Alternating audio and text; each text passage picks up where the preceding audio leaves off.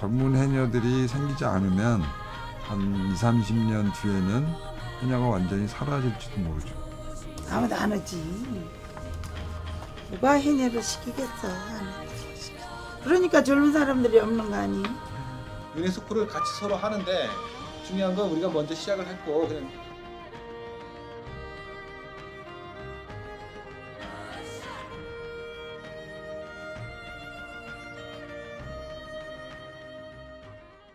제주 해녀문화가 문화재청 문화재위원회가 제주 해녀 문화를 바닷속에 들어가 수산물을 채취하는 무형주 해녀대표 목록 공동 등재 대상 등재하려고 1970년대만 해도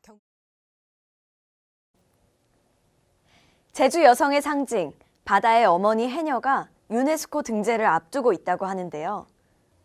여러분은 해녀에 대해서 얼마나 알고 계신가요?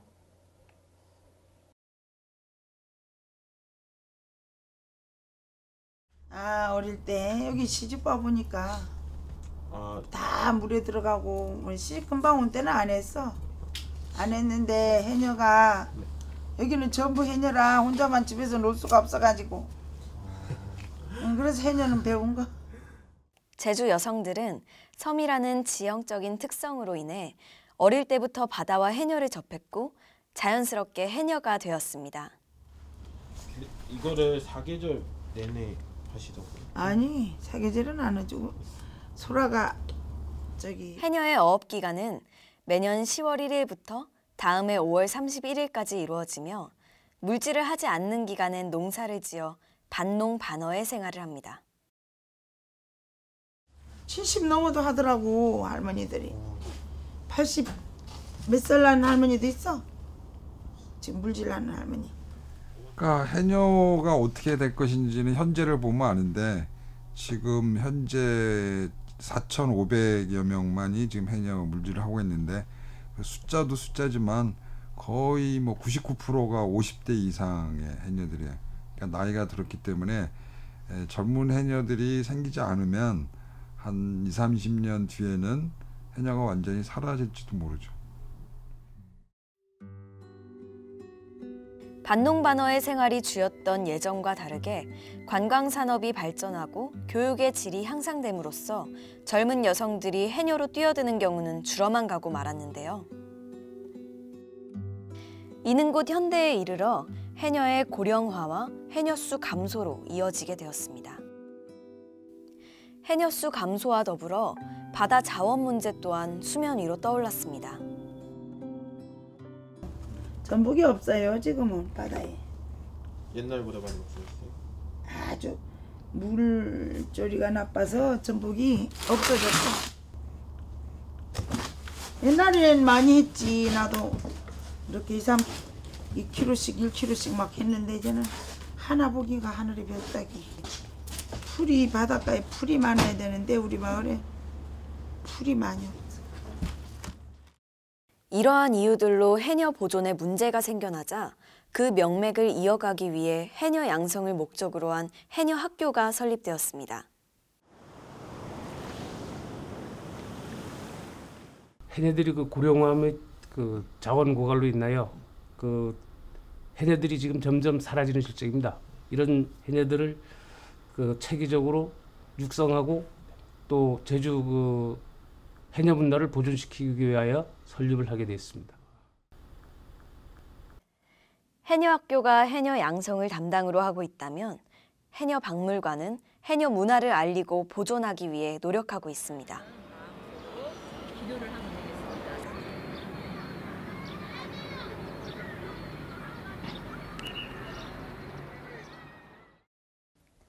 이런 노력들에 뒤이어 정부는 2016년 유네스코 지정 대표 종목으로 해녀를 선정하였습니다. 문화재청 문화재위원회가 제주 해녀 문화를 2015년 유네스코 인류 무형유산 대표 목록 등재 대상 신청 종목으로 선정했습니다. 그러니까 이제 유네스코의 그 인류 무형문화유산 대표 목록이라 하는 거에 이제 등재하려고 하는 건데 이것은 원래 2003년도에 무형문화유산 보호협약이라는 그 협약에 의해서 국가 간 협약에 의해서 이제 등재 리스트 목록을 만드는 것인데 따라서 그 협약 자체는 보호하자는 거예요. 그러니까 보존해서 길이 다음 세대에 또 넘겨주자. 그러니까 해녀들이 제일 많을 때는 1960년대 중반인데 그때는 2만 한 4, 5천 명이었거든요. 근데 75년 딱 10년 만에 65년에서 75년 10년 만에 3분의 1이 줄어가지고 한 8,300명. 그러니까 75년부터 지금까지는 계속 조금씩 줄어들고 있지만은 갑자기 줄지는 않았어요. 근데 65년에서 75년에 갑자기 줄은 거는 제주도가 이제 관광지가 되면서 젊은 여자들이 물질하는 해녀 아니래도 관광업에 종사할 수도 있고, 그래서 이렇게 계속 해녀들의 숫자가 줄어들면 해녀가 가지고 있는 문화는 사라지기 때문에 이거를 보호하는 방식으로는 아무래도 유네스코에 등재를 하면 보다 많은 사람들이 관심을 갖고 계속 이거를 다음 세대에 이어주려고 하는 그러한 것들이 있기 때문에 이제 등재 추진하려고 하는 거죠. 유네스코에 뭐 해녀가 등재된다는 얘기 혹시 들으신 분? 예, 들었어요. 그게 등재가 됐으면 좋겠는데 아직도 그게 힘든가 봐. 많은 사람들이 노력하고 있는데 그게. 등재가 되었으면 하는 해녀의 바람과는 달리 강력한 라이벌이 등장했습니다. 전 세계에서 한국과 일본에만 해녀가 있다는 사실 알고 계신가요? 한국은 지난 2007년부터 제주 해녀를 유네스코 세계유산으로 등재하려는 노력을 해왔는데요. 최근 일본도 경쟁에 뛰어들었습니다. 바로 일본의 아마. 예, 지금 제가 알기로는 유네스코 등재하기 위해 해녀 문화를 유네스코에 등재하려고 하는 곳이 우리나라하고 일본 두 곳이라고 알고 있습니다. 그런데 일본 같은 경우는 그 등재할 생각도 안 하다가 우리 제주도에서 해녀 축제를 합니다. 1년에 한 번. 그리고 지금도 17일부터 19일까지 3일간 하는데 그 제주도에서 그 일본 해녀를 아마라 그럽니다. 아마를 초청을 했어요. 몇 번 초청하다 보니까 일본에서도 같이 이제 그 유네스코 등재를 하겠다. 해녀의 원류가 어디냐. 일본은 적극적인 홍보와 아마를 소재로 한 아마짱이라는 드라마가 국민적인 인기를 끌게 되면서 자국민의 관심을 받게 되었습니다. 이로써 일본은 아마 등재에 탄력을 얻게 되었습니다. 이로 인해 국내 언론들은 심각한 위기감을 느꼈습니다. 그리고 우려의 목소리를 내기 시작했습니다. 최근 일본이 자기도 해녀가 있다며 우리와 경쟁하겠다고 나섰습니다. 제주 해녀 문화가 2015년 유네스코 무형유산 등재를 기다리고 있는데 일본도 자국의 해녀 아마를 공동 등재하려고 합니다. 경쟁이 불가피합니다. 단독 등재가 가능할지 이루라 기자입니다. 이에 네티즌들은 SNS 페이지 개설과 모금 운동을 전개하기도 했습니다. 일본 쪽에서는 우리는 그러니까 일본에서 아마를 등재하려고 한다고 하는 게 언론들이 많이 나오고 그다음에 외신 기자들을 초청해가지고 홍보를 많이 하니까 우리나라 언론에서 이러다간 일본 아마한테 이렇게 뺏기겠다, 먼저 등재하겠다고 뭐 하니까 문화재청이 움직인 거예요, 사실. 선생님네 예를 들어 작품이랑 다른 팀의 작품이 누가 옳고 그르다는 개념은 없잖아요. 네, 맞습니다. 뭐 제3자가 평가하는 것이고 작품성이 우수하다는 경우가 그 관객이 얘기를 하는 것이지, 그잖아요.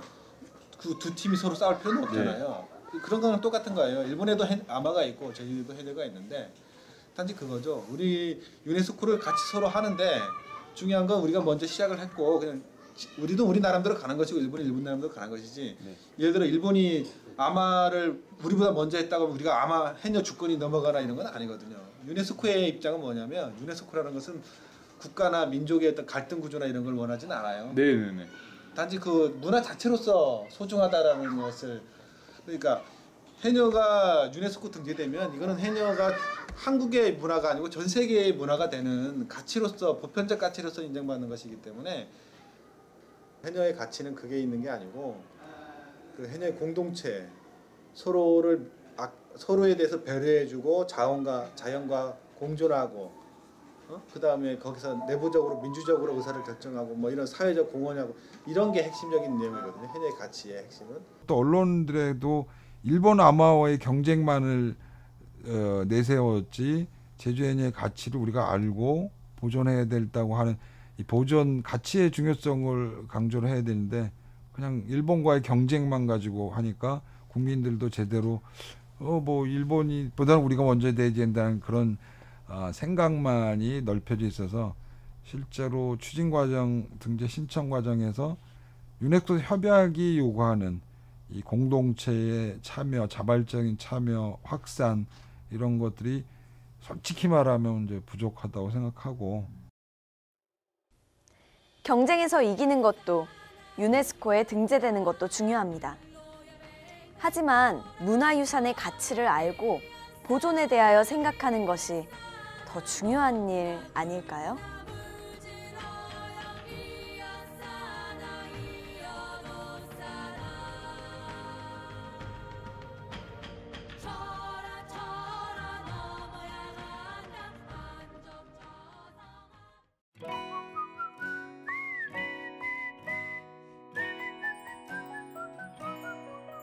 아침에 일어나 너에게 짧은 인사를 보낸다. 아무리 멀리 떨어져 있어도 나는 널 생각하고 있어. 늦은